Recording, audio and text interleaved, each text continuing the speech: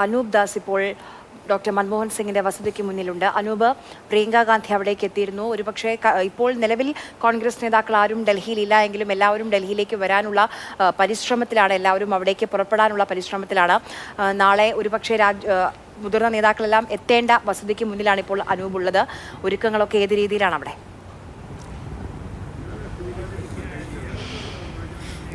ഇവിടെ ഇപ്പോൾ ഞാൻ നേരത്തെ സൂചിപ്പിച്ച പോലെ എത്തിയ പ്രധാനപ്പെട്ട നേതാവ് പ്രിയങ്ക ഗാന്ധി മാത്രമാണ്.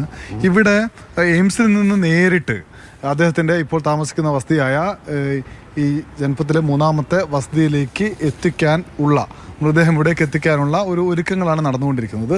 അതിനുവേണ്ട സംവിധാനങ്ങളൊക്കെ ഡൽഹി പോലീസിൻ്റെ കൂടി സഹായത്തോടു കൂടി ഉള്ളിൽ ക്രമീകരണങ്ങൾ നടന്നുകൊണ്ടിരിക്കുകയാണ്. കൂടുതൽ ആളുകളെ, അതായത് ഇവിടുത്തെ ഒരു ഒഴിവാക്കാൻ വേണ്ടി ബാരിക്കേഡെല്ലാം വെച്ച് ഡൽഹി പോലീസ് ഇങ്ങോട്ടേക്കുള്ള യാത്ര സമ്പൂർണ്ണമായി തടഞ്ഞിട്ടുണ്ട്. ഈ റോഡ് വഴിയുള്ള യാത്ര സമ്പൂർണ്ണമായി തടഞ്ഞിട്ടുണ്ട്. അപ്പുറത്തൊക്കെ ക്രമീകരണങ്ങൾ നടത്തിക്കൊണ്ടിരിക്കുകയുമാണ്. എയിംസിൽ നിന്ന് ഇവിടേക്ക് എത്താനുള്ള വഴിയിലാകെ തടസ്സങ്ങളുള്ള ഭാഗത്തൊക്കെ അത് നീക്കി ഇവിടെ സൗകര്യമൊരുക്കുന്ന ഒരു സംവിധാനത്തിലേക്കാണ് ഇപ്പോൾ പോകുന്നത്. ഈ വസതി എന്ന് പറയുന്നത് സൗകര്യങ്ങൾ കുറച്ചധികമുള്ള വസതിയാണ്.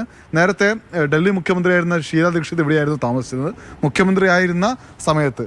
അപ്പോൾ അതിനുശേഷം പിന്നീട് മൻമോഹൻ സിംഗ് താമസിക്കുകയായിരുന്നു. അതുകൊണ്ട് തന്നെ വലിയ സൗകര്യമുള്ളൊരു വസതിയാണ്. ഉള്ളിൽ തന്നെ ആദ്യത്തെ പൊതുദർശനം ഇവിടെ തന്നെ നടത്തുന്നതിനെക്കുറിച്ചുള്ള ആലോചനയാണ് പ്രാഥമികമായിട്ട് ഇപ്പോഴുള്ളത്. അതിനുശേഷം പിന്നെ എവിടെയാണ് പൊതുദർശനം, എങ്ങനെയാണ് സംസ്കാരം തുടങ്ങിയിട്ടുള്ള കാര്യങ്ങളൊക്കെ തന്നെ മന്ത്രിസഭ കൂടി നാളെ ചർച്ച ചെയ്യും. മന്ത്രിസഭാ യോഗം നാളെ രാവിലെ 11 മണിക്ക് ചേർന്ന ശേഷമാണ് ഇക്കാര്യത്തിൽ ഒരു അന്തിമ തീരുമാനം ഉണ്ടാവുക. കേന്ദ്ര സർക്കാരിലെ പ്രധാനപ്പെട്ട ചില ആളുകൾ, JP നഡ്ഡ ഉൾപ്പെടെയുള്ളവർ കോൺഗ്രസ് നേതൃത്വമായി കൂടി സംസാരിക്കുന്നുണ്ട്. കാര്യം എങ്ങനെയാണ് ചടങ്ങുകൾ, എവിടെ വെക്കണം, കുടുംബത്തിൻ്റെ സൗകര്യം എന്ത് തുടങ്ങിയിട്ടുള്ള കാര്യങ്ങളൊക്കെ തന്നെ കോൺഗ്രസ് നേതൃത്വവുമായി കൂടി സംസാരിക്കുന്നുണ്ട്. ആ സംസാരത്തിന് ശേഷമാണ് അന്തിമമായിട്ടുള്ള ഒരു തീരുമാനത്തിലേക്ക് പോവുക. രാജ്യത്തിൻ്റെ വിവിധ ഭാഗങ്ങളിൽ നിന്ന് ആയിരക്കണക്കിന് 10,000-കണക്കിന് ജനങ്ങൾ നാളെ ഡൽഹി നഗരത്തിലേക്ക് എത്തും. അതിനുവേണ്ട ക്രമീകരണങ്ങൾ ഡൽഹി പോലീസ് കൂടി നടത്തുന്നുണ്ട്. നേരത്തെ ഞാൻ സൂചിപ്പിച്ച പോലെ രാജ്യത്തെ കോൺഗ്രസിൻ്റെ പ്രധാനപ്പെട്ട നേതാക്കളെല്ലാം ഇപ്പോൾ കർണാടകയിലെ ബെലഗാവിയിലാണുള്ളത്. പ്രത്യേക വിമാനത്തിലാണ് രാഹുൽ ഗാന്ധിയും ഒപ്പം തന്നെ സോണിയാഗാന്ധിയും ഉൾപ്പെടെയുള്ളവർ ഇവിടെ നിന്ന് ബെലഗാവിയിലേക്ക് പോയത്. KC വേണുഗോപാൽ ഉൾപ്പെടെയുള്ള നേതാക്കൾ അവരെല്ലാം തിരികെ ഇങ്ങോട്ടേക്ക് വരാനുള്ള ഒരുക്കത്തിലാണ്. പ്രത്യേക വിമാനത്തിൽ പ്രധാനപ്പെട്ട നേതാക്കളെത്തും. മറ്റ് ലഭിക്കുന്ന വിമാനങ്ങളിൽ മറ്റു നേതാക്കളും എത്തും. രാവിലെ 10:30 ബെലഗാവിയിൽ ഒരു അനുശോചന യോഗമുണ്ട്. അത് DK ശിവകുമാറിൻ്റെയും സിദ്ധരാമയ്യയുടെയും എല്ലാം നേതൃത്വത്തിലാണ് നടക്കുക. അതിനുശേഷം ആ നേതാക്കൾ കൂടി ഇവിടേക്ക് എത്തും. അങ്ങനെ ഇപ്പോൾ തന്നെ നേതാക്കളും പ്രവർത്തകരും എല്ലാം ഡൽഹിയിലേക്ക് വരാൻ ഒരുങ്ങിക്കഴിഞ്ഞു. എന്തായാലും രാജ്യം കണ്ട മികച്ച ഒരു നേതാവിന്, സൗമ്യനായ നേതാവിന് 10 വർഷക്കാലം എന്ന് പറയുമ്പോൾ അവസാനത്തെ 5 വർഷം അഴിമതി ആരോപണങ്ങളുടെ ഒരു കൂമ്പാരമായിരുന്നു 2ാം UPA സർക്കാരിനെ കാത്തു നിന്നത്. പക്ഷേ അതിലൊരിക്കൽ പോലും, ഒരു തവണ പോലും മൻമോഹൻ സിംഗ് കള്ളനാണെന്ന് ആരും വിളിച്ചു പറഞ്ഞിട്ടില്ല. മൻമോഹൻ സിംഗ് കട്ടെടുത്തു പണം, രാജ്യത്തിൻ്റെ പണം മോഷ്ടിച്ചു എന്നൊരാളും പറഞ്ഞിട്ടില്ല.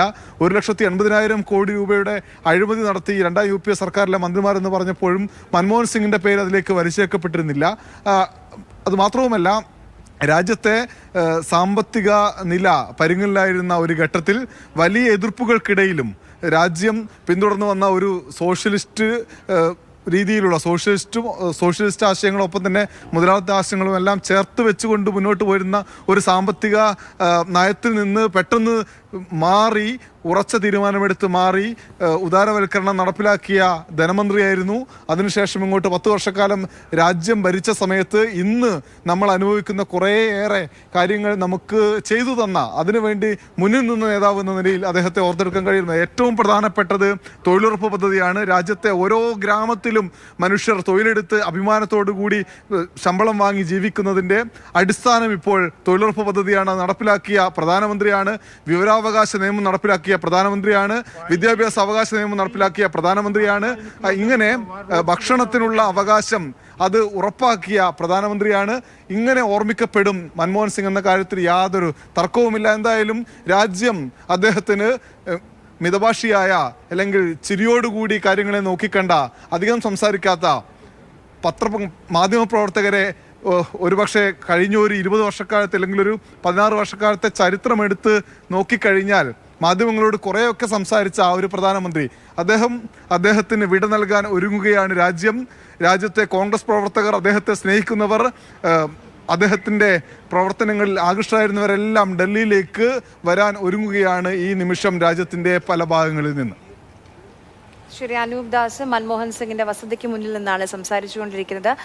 അവിടെ ഇപ്പോൾ പ്രിയങ്ക ഗാന്ധി മാത്രമാണ് എത്തിയിട്ടുള്ളത്. കോൺഗ്രസ് നേതാക്കളെല്ലാം കർണാടകയിലെ ബെലഗാവിയിലാണ് പ്രവർത്തക സമിതി യോഗത്തിൽ പങ്കെടുക്കാൻ പോയതായിരുന്നു. പ്രധാനപ്പെട്ട നേതാക്കളെല്ലാം പ്രത്യേക വിമാനത്തിൽ ഉടൻ തന്നെ ഡൽഹിയിലേക്ക് പുറപ്പെടും.